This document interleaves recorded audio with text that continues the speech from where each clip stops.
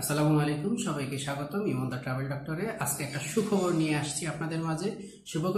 সুখবরটা হলো মালয়েশিয়ার calling visa.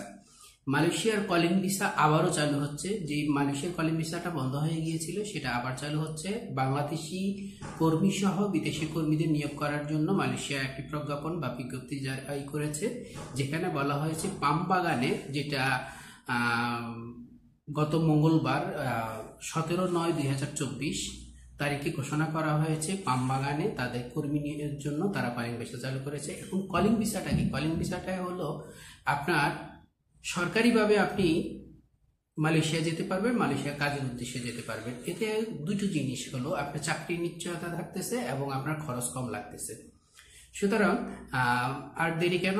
আপনারা যারা মালয়েশিয়া যাওয়ার জন্য আগ্রহী, মালয়েশিয়ার কাজ করার জন্য আগ্রহী, তারা অবশ্যই এখনই মোটামুটি আপনাদের পাসপোর্ট এবং আদার্স ডকুমেন্টসগুলো রেডি করে ফেলুন এবং যথাযথ জায়গায় যোগাযোগ করুন।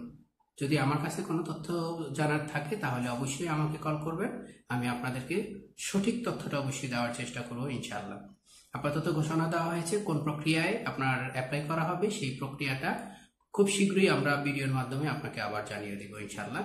সুতরাং ভালো থাকুন, সুস্থ থাকুন। মালয়েশিয়া ট্রাভেল হোক সুন্দর ও সুখময়। আল্লাহ হাফেজ।